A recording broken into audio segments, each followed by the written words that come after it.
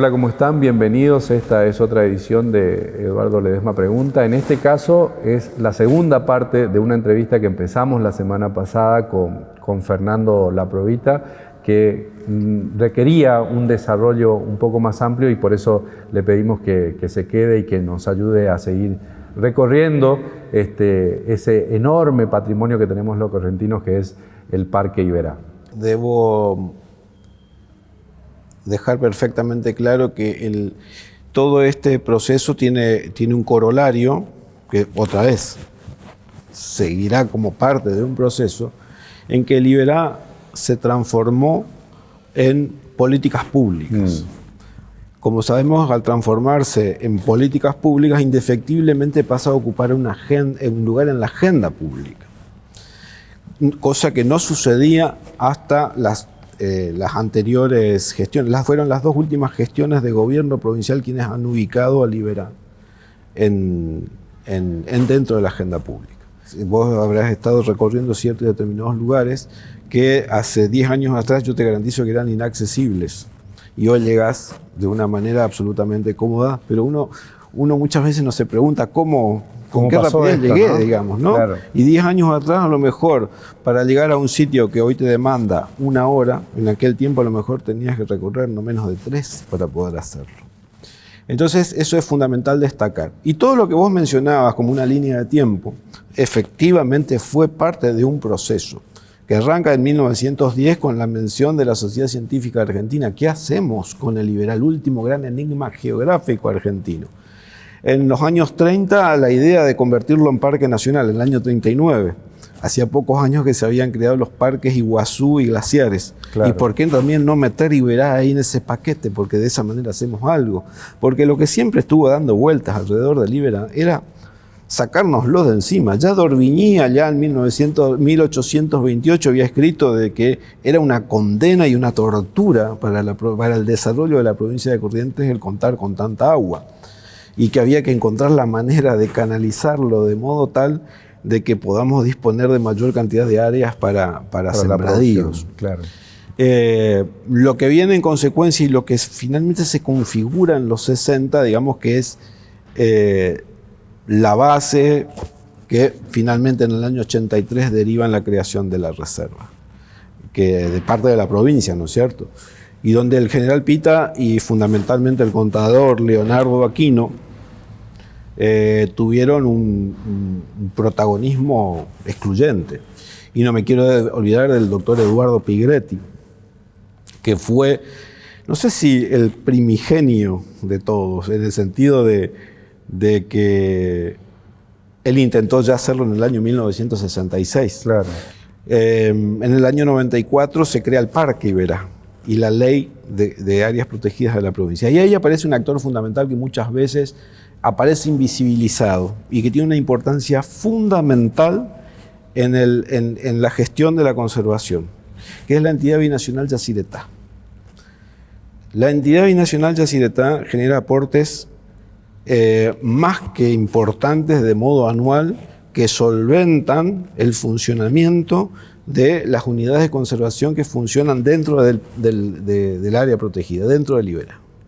Sin los aportes de Yacyretá nosotros no tendríamos hoy los medios suficientes. Claro, Yacyretá tampoco es que está haciendo beneficencia. No, lo hace por un protocolo internacional, ¿no?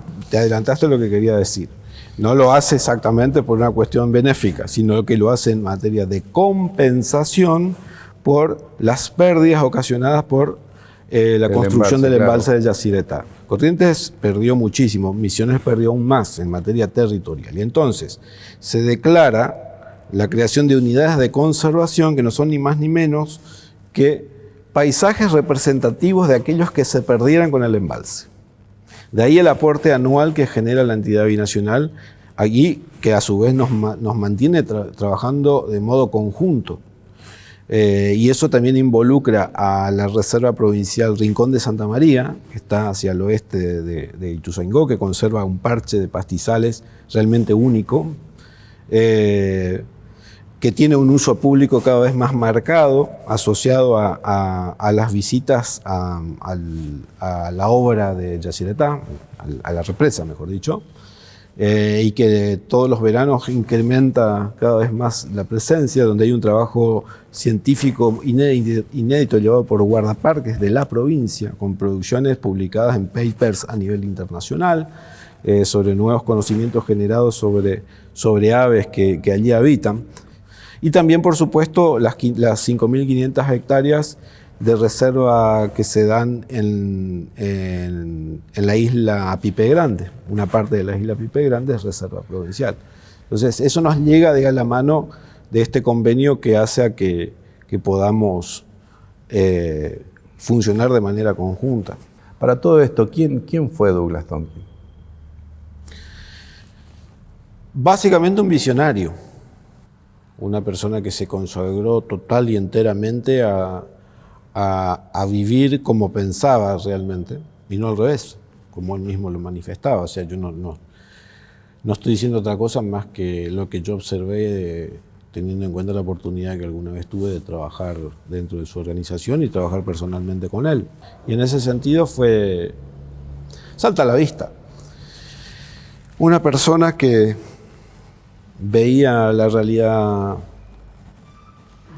mundial de una manera determinada, que estaba absolutamente convencida que solamente restaurando ecosistemas podíamos llegar a encontrar una solución a nuestros problemas existenciales actuales, y para eso dedicó toda su fortuna y a seguir consiguiendo más dinero, incluso para terminar haciendo lo que hizo. Y lo que hoy nosotros lo vemos cristalizado, todo lo que son los módulos del Parque Nacional Iberá. O sea, es que un alumno tuyo, un guardaparque, un guía de sitio, que fue alumno tuyo, hace como una síntesis, ¿no? Hace poco tiempo. Tonkin abre la puerta y nosotros nos adueñamos de la casa, ¿no?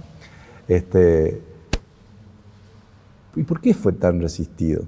En el libro vos decís una respuesta ahí, pero te la pregunto, ¿por qué se le resistió tanto a Tonkin? Bueno, varios motivos, no podemos, tratando de condensar los motivos, la típica y natural resistencia a los cambios. Sobre todo, el correntino es bastante particular en ese sentido. Nuestra idiosincrasia hace a que indefectiblemente desconfiemos de aquello que viene de afuera. Y ni hablar cuando se trata de que el que viene de afuera viene encima con un regalo.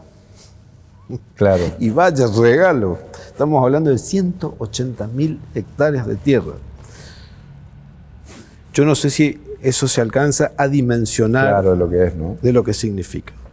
Siendo menos que generoso a un precio de $1.000 por hectárea, ¿cuánto significa eso? De transferencia, en este caso, a todos nosotros. Claro, dominio público. Porque convirtió aquello que era de su propiedad en algo de dominio público, más allá de las gestiones en el claro, medio de quién y demás. gestione. Entonces, ese solo acto ya tiene que alcanzar para interpretar quién era esta persona. La generosidad directamente no cabía. Y en este sentido, también quiero mencionar a otro que lo antecede y que dio tanto en ese sentido, porque este dio absolutamente todo también, como fue el doctor Pedersen con el Parque Nacional Umburucuyá.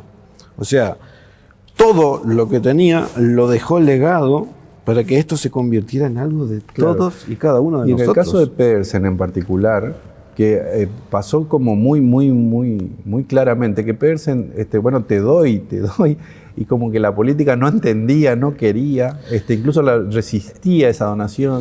Yo vale la anécdota, ¿no? La circunstancia en que yo lo conocí al doctor Pedersen fue bastante particular. Fue en el despacho de otro prócer de la conservación, como lo fue Juan Carlos Chévez. De hecho, el Día de la Conservación en el país va a estar dedicado a él, justamente. Charlando con Juan Carlos en su despacho en ese tiempo, Juan Carlos Chévez, estamos en los 80, era director de conservación de parques nacionales. Y de golpe porrazo alguien interrumpe nuestra charla en su escritorio, y una persona con voz más allá con una vehemencia realmente pocas veces visto, que estaba despotricando contra las demandas del directorio de parques nacionales. Cerró la puerta con un portazo y se fue. ¿Vos lo conocés a este? Me dice, la verdad que no tengo idea. ¿Cómo lo vas a conocer de tu provincia, chamigo? El doctor Pedersen, que está hace varios años tratando de hacer entender que necesita donar esas tierras para que se conviertan en parques nacionales, y acá lo único que hacemos es darle vueltas y vueltas y vueltas y vueltas. Pero sin embargo, o sea, Pedersen tuvo que luchar contra la resistencia propia de que la gente interpretara de qué se tratara, y tuvo que luchar contra todas las fuerzas negativas, Claro. administrativas fundamentalmente, que impedían ese tipo de cosas. Y también Liberá, viste que fue, bueno, no te voy a explicar yo a vos, ¿no? Pero hubo, bueno, en un momento, determinado momento, de hace más de una década, por suerte, pero muchas discusiones sobre el plan de manejo A, sobre el plan de manejo B, sobre esto, sobre lo otro. Y vos decís ahí en el libro que muchas de las discusiones que se dieron estaban abonadas políticamente y otras estaban abonadas en el desconocimiento, básicamente, ¿no? La gente tomaba partido, como nos gusta mucho esto de la grieta, tomaba partido, pero sin saber efectivamente a qué razón o a qué movimiento estaba adscribiendo, ¿no? Sí. Te agrego una tercera, que habían profundas fallas comunicacionales de parte de quienes estaban gestionando este proyecto. Entonces se generaban una serie de interpretaciones que claramente, si uno leía muchos informes o reportajes o escuchaba alguna nota o cosas por el estilo, decía, pero entonces los reclamos son verdaderamente fundados. O ciertas producciones bibliográficas que se generaron que vos decís, che, pero al final tenían razón los que estaban reclamando, claro, en contrario a esto.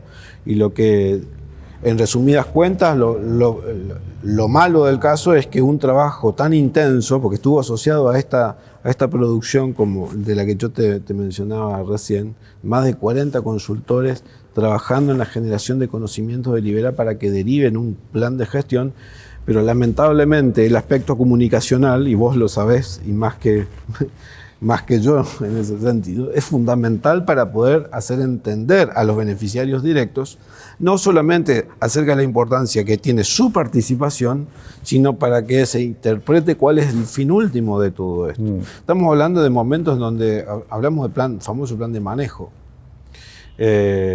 donde hubieron movimientos también de tipo no solamente políticos, sino también ecologistas, grupos de interés en oposición. Y donde también habían grupos de ambientalistas que se opusieron, ciertamente. Pero bueno, muchas veces por la confusión de lo que significaba la figura de Tompkins, la relación o el vínculo de las contrapartidas que ofrecía su organización para poder continuar, porque cualquier trabajo que tenga algún financiamiento internacional, sobre todo de organismos gubernamentales, lo primero que hacen es pedirte una contrapartida. Claro. ¿Qué significa esto? Que te están diciendo, bueno, yo te pongo en este caso el dinero para que vos desarrolles tu proyecto, pero poneme vos algo a cambio, que a mí me garantice de que vos lo vas a ejecutar y que finalmente esto va a servir para algo, porque claro, de otro modo no tiene sentido que yo te financie. Así funciona el mundo del financiamiento, no solamente en conservación, sino en todos los ámbitos. ¿Y el plan de manejo de Liberá 2020, en qué etapa está? ¿En qué consiste? El plan de manejo de Liberá está vigente y es la primera vez que contamos con un plan de gestión aprobado por decreto del gobernador desde el año pasado. Está activo, está en aplicación. Se trabajó a través de un equipo interdisciplinario durante casi un año en ese trabajo, se generaron las instancias participativas, y naturalmente con el expertise. Básicamente, ¿en qué consiste hoy un plan de manejo en el Liberá? Fundamental, para que se interprete la parte más práctica, o lo que a la gente le puede interesar más, la organización del uso público. Es lo que a vos te marca lo que se puede hacer y no se puede hacer dentro del área protegida. Por ejemplo, una cosa muy práctica. Por ejemplo, la cantidad de lanchas que vos podés meter a la vez en la navegación en alguna de las lagunas o en alguno de los ríos. Okay. Y la cantidad de gente que vos podés poner dentro de cada una de esas lanchas, para que la calidad de visita esté garantizada y a su vez esa lancha cumpla con los recaudos establecidos por la legislación vigente, que el motor tenga hasta 40 HP, que es lo permitido, que sea eléctrico y que cumpla otras recomendaciones de tipo ambiental. Más que recomendaciones, sino que son... Claro. Hay un punto, disposiciones. Fernando, que es clave en todo este desarrollo que venimos transitando, que es que cuando los cazadores se convierten en guardaparques, ¿no? en guardafaunas. Y ese punto, digamos, esa reconversión, es decir, darle la posibilidad de sustentarse más allá de matar la fauna, es un punto que está reconocido y que lo puso a la provincia de Corrientes en la vanguardia también de la reconversión de su material humano estereño. Y nosotros, la mayoría de la gente por ahí desconoce todo eso también, ¿no? O por ahí se conoce y no se alcanza otra vez a dimensionar la importancia que tuvo en ese momento. Y que de alguna manera también generó una compensación al terrible impacto que significó la creación de la reserva. Fue realmente muy fuerte el impacto social que eso significó. Porque nosotros hoy vemos como una gran victoria el hecho de que se termine de una vez por todas la cacería en el Iberá, porque verdaderamente se estaba diezmando. ¿Sí? Y que hoy es hasta medible en términos económicos. ¿Cuánto cuesta la reintroducción de especies que hoy se están dando en Iberá? Claro. ¿Sí? Porque eso no se está haciendo como por arte de magia. Ahí hay una inversión varias veces millonaria, Claro. ¿sí? Que encima nos llega como un gran regalo, como parte de los procesos generados por la organización liderada por Doug Tompkins, y que donde la provincia tiene el protagonismo, donde el protagonismo, ese protagonismo está dado por las intervenciones que genera sobre el caso a través de sus organismos en particular, pero la inversión es externa. Claro. ¿Sí? Y yo les puedo garantizar que es tanto o mayor, ¿sí?, a la de un establecimiento de gran envergadura que de los que funcionan en la provincia de Corrientes. Tanto por inversión, no solamente inversión en cuanto a capital, sino equipamiento y calidad de empleo que eso genera. Esos trabajos están generando más mano de obra de altísima calidad técnica, claro, y también abundante a nivel local, como más de una estancia lo hace. Claro. Otro ex estudiante tuyo también me lo graficó, ¿no? Es darse cuenta por fin que vale más vivo ese carpincho o ese oso hormiguero o ese venado que muerto, ¿no? Exactamente. Hay tenemos métodos de valoración en ese sentido. Pero no quiero irme del punto central, que fue la consagración de cazadores a guardaparques. No fueron todos, fueron una parte. Los mejores cazadores, los que tenían mayor conocimiento sobre el estero y demás, y los que permitieron llevar a cabo toda esa primera etapa contra viento y marea y escasos o nada de recursos, porque hasta el año 83 todo avanzó sobre rieles. Pero más allá del advenimiento de nuestra democracia, digamos que todo quedó como que si nada se hubiera hecho. Entonces dependimos en ese momento de la voluntad de ese de ese Nobel cuerpo de guardaparques, que a su vez se le genera un cambio de vida radical. Claro. O sea, de un día para otro, de cazar pasaron a controlar a que no cacen. Claro. Entonces, claro, resulta cómico, pero esa tensión generada a escala social dentro de los parajes no fue fácil de manejar. No, sin duda. Y por el otro lado, que esas son las partes que por ahí no del todo gratas, ¿no? Generó un éxodo masivo hacia las localidades cercanas o pegadas, o incluso hacia las ciudades. Por eso es que en aquel momento también recibió fuertes críticas el proyecto. Porque era expulsivo, digamos. Totalmente. Pero por el otro lado, los beneficios que fuimos generando a largo plazo con la restauración de este gran macrosistema y de lo que viene todavía aún, entonces ahora bien. De igual manera, el balance termina siendo positivo, más allá de que en algún momento alguien sufrió la consecuencia de esta transformación. Y lo que yo me animo a llamar a este acto declarativo de cazadores a guardaparques como uno de los principales actos o hitos en la historia de la conservación del país. Fue la primera vez que se genera una decisión de tamaña naturaleza, porque una cosa es la creación de un parque y otra cosa es intervenir a escala de lo social para generar la dedicación de las personas a la conservación. Decía que te iba a poner en aprieto, ¿no? Porque Sí. eso que yo veo también, que eso que decís vos, ¿no? Que alguien sufrió primero, pero que después el impacto es positivo, y hoy es positivo más allá incluso de la gente del contorno del estero, porque al generar trabajo, oportunidad, trabajo calificado, lo que se frena también en algún punto es el drenaje de material humano que ha generado la provincia históricamente, no por falta de oportunidades. Entonces ahí hay un otro intangible que Totalmente. alguna vez se va a poder cuantificar, ¿no? ¿Dónde te sentís mejor, en Pellegrini o en Concepción? No. Me vas a tener que disculpar porque si no puedo llegar a ser presa de algún acto de violencia. Te cambio la pregunta. ¿Cuál es el mejor lugar del estero para vos? No sé si no es mejor la pregunta anterior, porque el Iberá, más allá de ser un gran humedal, describe panoramas que son muy diferentes. Entonces, por momentos el panorama que, por ejemplo, Galarza o Pellegrini me generan es el de las grandes lagunas, con horizontes interminables que nos hacen pensar que estamos navegando por el mar.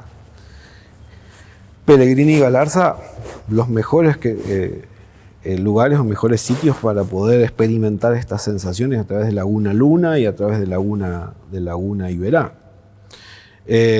Concepción del Yaguareté-Corá, que me ofrece navegar por un río serpenteante que da miedo, le permite pensar de que uno está verdaderamente en el Iberá, donde tiene que entregarse total y enteramente a su guía, confiar enteramente, porque hay que entender, los embalsados y los pirizales y los pehuajó que abundan no resisten al GPS. El GPS claro, te va a marcar un camino, pero un viento te sopló y te cambió el embalsado del lugar, así que dependés de la sapiencia de quien te orienta, que es ese guía del sitio. O ya el conocimiento adquirido del guardaparque que tuvo que incorporar todos esos elementos. Ni hablar de esa conjugación de pastizales y montes que nos ofrece Cambiretá, con algunos salpicré de agua, de pequeñas lagunas, sobre todo esos días que llovieron, y la cada vez más abundante fauna que se presenta en el módulo norte del Parque Nacional Iberá. Lo mismo con San Miguel y su acceso llamado San Nicolás, que ya también hoy es un módulo del Parque Nacional, que nos ofrece también esa conjugación pastizal, ríos interminables, aguas cristalinas. La verdad que es un aprieto muy grande. En cualquiera de los lugares yo me siento pleno y totalmente realizado. Yo, con toda honestidad, en cada uno de los pueblos me siento parte. De hecho, son mi segunda y a veces mi primer casa. ¿Sí? Hoy por hoy yo ya no distingo diferencias entre una cosa y otra. Particularmente mi vida transcurre en, sobre y para el Iberá. De hecho, y aprovecho para generar el comentario, terminamos de generar un programa nuevo que se llama Iberá Educa, con la intención de poder llegar a todos los profesores de nivel superior de la provincia, de modo virtual, por supuesto, a través de una serie de capacitaciones permanentes que a partir de la semana que viene se instalan y vamos a tratar de multiplicarlas en el tiempo, pero finalmente es un deseo, un anhelo muy grande que finalmente lo podemos concretar desde Mercedes, desde el Instituto de Formación Docente de Mercedes, a través, por supuesto, de la Dirección de Enseñanza Superior, pero que otra vez se transforma en algo inédito, algo novedoso, algo nuevo, y que a través de los respaldos que hoy tenemos de orden gubernamental, por el simple hecho de formar parte de esa agenda pública, allana un montón de caminos, claro, que antes esto era impensable. Impensable. Hoy podemos institucionalizar las acciones como nunca antes, y lo que hace a que haya cada vez más gente involucrada, porque necesitamos que todo el mundo se involucre y que no se vea únicamente como una acción de gobierno, porque esto es algo que llegó para quedarse. Claro. Pueblos como Concepción o Colonia Carlos Pellegrini, como que vos mencionaste, han generado un desarrollo genuino de sus capacidades, de sus habilidades, de sus competencias en todos los ámbitos, porque lo que te genera el turismo es un efecto multiplicador muy grande. Claro. Y el goce y el disfrute de esas personas que llegan a ese lugar, a su vez facilitan el desarrollo de otras actividades que son complementarias a esta. Y eso termina cumpliendo de cuál era, fíjate vos, el objetivo central de la formación de los guías. Cuando empezábamos, y seguimos pensando en esto, formamos guías con la intención de evitar que se generen éxodos, que todo eso que vivíamos y que tan bien lo describió Cini, el padre Cini, en Mi Pueblito Azul, cuando lo que hacía no era ni más ni menos que interpretar la realidad de Pellegrini allá por los años 80, de que la gente migraba por la necesidad material de ganarse el sustento. Hoy ya no lo tengo que hacer, porque encuentra en su propio lugar, en su propia casa, en su propia comunidad, y utilizando lo que es de él, que es ese patrimonio disponible, para poder propender no solamente a empujar el desarrollo local, sino desarrollarse él mismo, claro, que es lo que llena de satisfacción a cualquiera y paga lo que ningún honorario, ningún salario, ni ninguna otra cosa puede llegar a pagar. Entonces, el efecto multiplicador no solamente es turístico, sino que se da a escala local. Y naturalmente llega por añadidura todo ese beneficio material que favorece el crecimiento, es decir, el dinero que podemos ganar por trabajar en esto. Porque la mira no está puesta en que vamos a ganar dinero y que vengan gringos, entonces nos pagan en dólares. No, eso llega por añadidura, porque claro, cuando trabajamos bien, todo esto se hace genuino, las cosas se hacen pensando en el largo plazo y van creciendo solas, sin la necesidad de estar generando un sustento desde afuera. Gracias, Fernando. No, muchas gracias a vos por la invitación. Bueno, a ustedes también, gracias por estar ahí. Espero que les haya llegado la invitación, ¿no? Cómo cuenta Fernando el Liberal, la verdad que es una invitación para ir a conocerlo el que no conoce o a revisitarlo el que ya tuvo la oportunidad. Recuerden que este y los demás episodios de este programa se pueden ver en los repositorios digitales eduardo-ledesma.com del Diario Litoral y también todas las semanas por este canal. Muchísimas gracias y hasta la próxima. Azul el humo de tu pobreza sobre el fogón del atardecer, y azul la noche de la injusticia que no respeta ni al yacaré. Azul la tumba del angelito, rojo el pañuelo de su taita, y azul el barro de la rosera que chupa caña hasta el zapucay. Neiqueña Eusebia Falcón, poneme sobre la frente la bendición, que me estoy yendo de mi pueblito y siento adentro una obligación. Neiqueche, ama de Dios, mírame, no quiero irme pero me voy, busco trabajo, mejor salario, mal necesario, mante me voy. Neiqueña Eusebia Falcón, poneme sobre la